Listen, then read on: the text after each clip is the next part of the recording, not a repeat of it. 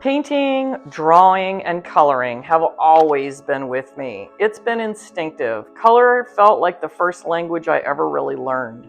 And I already knew how to speak it when I started coloring and painting. It was just right there for me. In second grade, I was working on a pastel drawing, and it was too big for my desk. So my teacher let me keep painting instead of taking a spelling test. So that moment told me, this is who I am. I am an artist, and this is a meaningful thing. To be an artist is good. It gets you out of spelling tests. So painting has always been my way of understanding the world and feeling like I'm connected to it.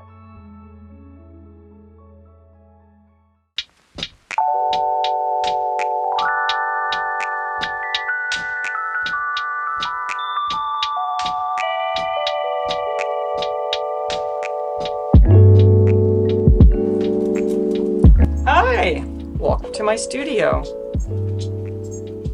Come on in. Art has shaped every chapter of my life. As a kid, it gave me a voice and a safe place to explore who I was. I was in a serious car accident at 10, and creativity became a way to transform something traumatic into something empowering. It taught me that imagination can rewrite the narrative. As an adult, art has been both my profession and my way of giving back. It's led me to build community, support other artists, and create work that aims to uplift and reassure. That's really important to me, to bring some joy to people through my work. Painting has been my companion, my teacher, and my compass.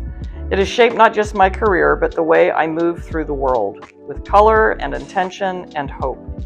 I believe encouraging creativity in everyone is essential in a world facing so many challenges. Creativity is the spark that helps us imagine solutions, connect with one another, and move forward with hope. It's like the pollen that keeps life blooming and thriving.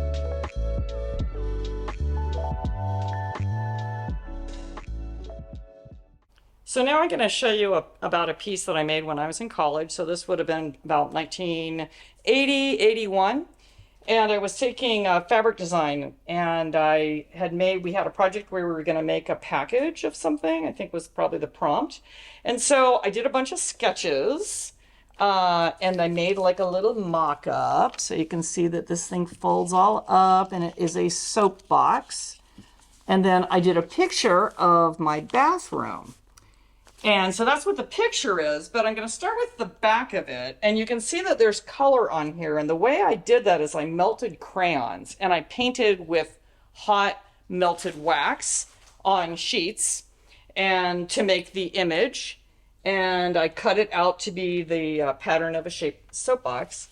And then I embellished it with handmade satin that I dyed, pixie sticks that I got from Halloween trick-or-treating as a kid, birthday wrapping paper.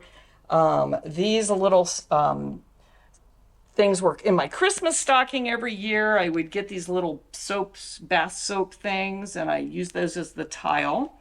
So this is the picture of a bathroom. So this is the window or the mirror, and it's reflecting this side of the room, and then it's reflecting this side of the room. This is the shower curtain and the bathtub. This is the tiled floor. This is the toilet and the radiator, the hanging towels, and then the window curtain with the sunshine coming in. So this is the sun coming into the room. This is the sink and the faucets.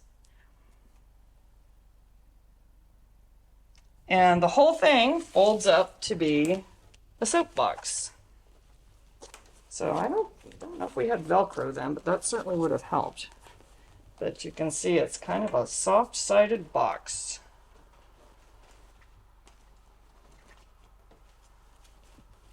Okay.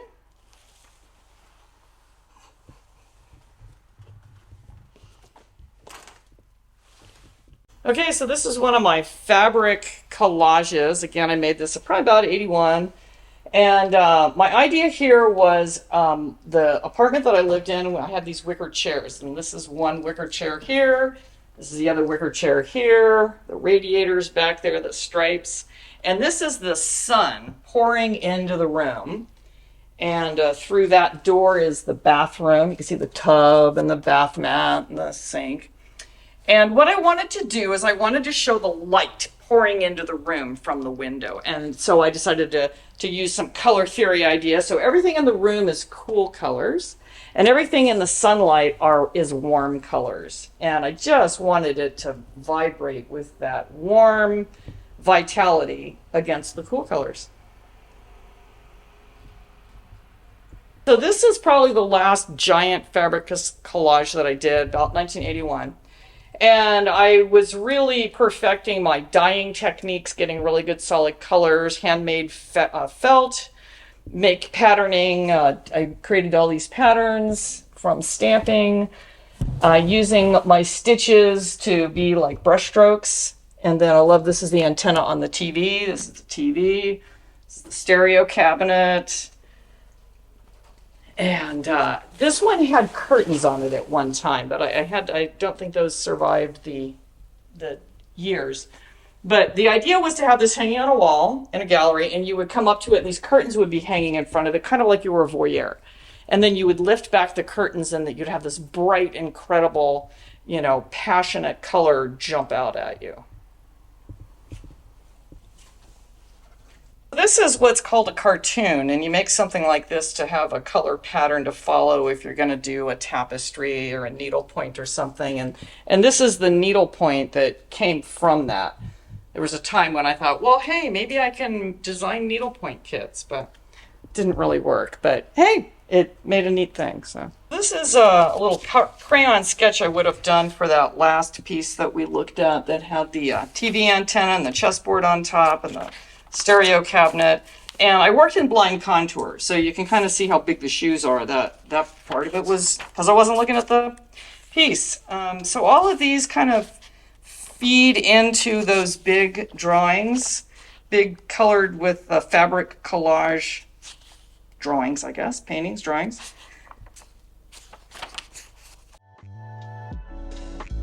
I hope viewers feel a sense of joy, connection, and uplift when they see my work. My intention is to create a moment of renewal, a breath of color and energy that reminds people of the beauty and resilience in the world around us. I want people to feel joy. If someone stands in front of my painting and feels more hopeful or more connected to nature or more grounded in their own sense of possibility, then I've done what I set out to do. Well, hey, I wanted to show you in my studio how I go about working on a painting, and I've got one right here behind me that's on my easel that is of the Santa Fe Taos area. This is the Rio Grande, and it's about halfway finished. And to get to this point, I work in the different colors, I work in textures, and from this point on, I start building everything up. So I'm going to just kind of scoot in here and get to work, and you can kind of see how these things grow. I've got, I use about 10 or 15 different colors in a painting. And I really work a lot with color theory. So I'm thinking about warm colors and cool colors and pitting them against each other. I'm thinking about brilliant colors next to neutral colors, and I'm pitting them against each other. And I'm thinking about light and dark, so the values of the colors. So warm, cool, light, dark, brilliant, and neutral. And that's how I get my colors to really shine. A lot of people say, hey, what products do you use? But it isn't the products, it's the way you use the colors next to each other that really makes them sing. So this is kind of a neutralized area, so it's going to really pop out these very vivid colors. And I'm going to have a lot of greens in here. So I wanted this whole background to be kind of reds. And then the blue is being activated against the orange part of it. And then along the river, you'll see how I've kind of surrounded it in this kind of orangey red color. And so that's kind of making the water really pop out there. And I've got more detail down here in the foreground. And then it kind of goes back to less and less as it goes back to the distance. So that's kind of my thinking in laying out the painting. So I wanted to show you my sketchbooks. So this is one that I did of the butterfly garden here at Ocean Hills. And I sit and do a sketch on location, all in one drawing, using pen, don't erase. And these little swirling marks, those represent the butterflies, the moths, the bees buzzing around. And these little shapes, these are the caterpillars that were really out there in force when I first was going out there. And I got so inspired by this. And so from here, it goes to there. That's the finished painting. And you can see I kept it pretty similar to my sketch. Those are the caterpillars. These are the bees buzzing around. These little dots, I call them the pollen. So that's kind of like the activation of the painting, the layering of textures and colors that keep your eye moving around the painting. Kind of, to me, in the same way that the pollinators are flitting around from the different flowers and going from place to place. Your eye is moving around with them, bouncing from the top to the bottom to the side and around again. My palette is rooted in emotion. I love painting with vibrant, expressive color because it reflects the joy and resilience I want to share. To me, colors are the vocabulary words expressing the story of art. I use flowing lines and layered textures to show movement, energy, and the interconnectedness of everything. Animals, people, landscapes, all sharing the same pulse. And that vibrant, dynamic color is really the key to it all. So I've been painting since I was a kid. I grew up along the Potomac River in Virginia, where the natural world was my first creative teacher. I was so lucky to be able to go study at the Corcoran School of Art, and then I went on to earn my BFA in painting and printmaking from Virginia Commonwealth University. After that, I made my way to California, and now I've spent decades out here in San Diego and building a life dedicated to painting. I love teaching and supporting my fellow artists. Today, I work as a color expressionist painter, and that means that I love blending vibrant color, energetic line, and layers of meaning to create work that I feel celebrates the joy and resilience that I have in a deep connection to nature. I have deeply felt experiences where the boundary between my inner world and the external landscape dissolves. I begin not with a literal intention to document the scene before me, but with a desire to capture the feeling it evokes, to bring it into the life that I'm currently living, in the place that I'm living, the garden, the house, whatever I'm experiencing. And what emerges is not a transcript of a place, but a visual echo of joy, serenity, and grace. In my series on pollinators, there's so much metaphor in how we rely on one another.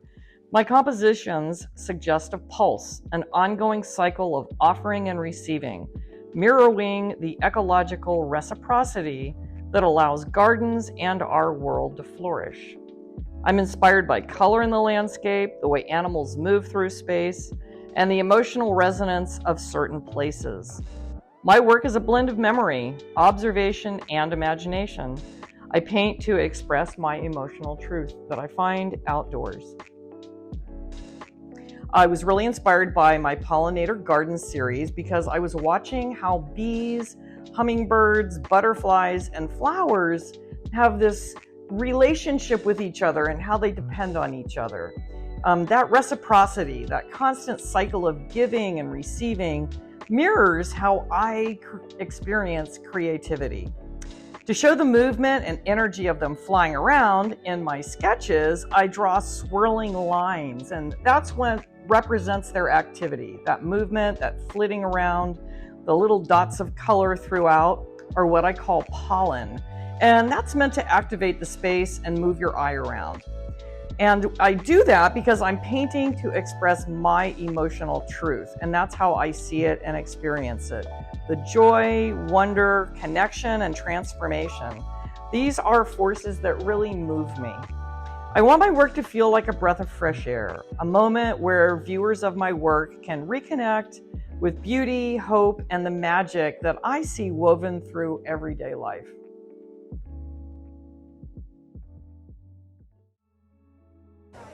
Being part of the Oceanside Museum of Art Biennial is so incredibly meaningful to me. I am really stoked to be included in this show. OMA is my home museum. It's where I serve by being the chair for the Artist Alliance community, where I support other artists' growth and where I feel connected to the creative heartbeat of our region. So I have my pollinator garden painting chosen for this exhibition, and I'm just stoked. I remember opening the email from OMA and reading it twice to make sure that I saw it correctly. When it sank in, I felt this rush of joy and gratitude. I was really stoked about it. It was my pollinator garden series that was chosen, and that's so close to my heart because it's about hope, renewal, and the interconnectedness of nature. So having a piece from that series chosen, especially from so many entries, was incredibly validating. It affirms the path I'm on and connects my personal creative journey with the larger artistic heartbeat of our region. It's meaningful in a deeply personal way, and it's also a meaningful community involvement kind of a way. I want my work to feel like a breath of fresh air, a moment where viewers of my work can reconnect with beauty, hope, and the magic that I see woven through everyday life.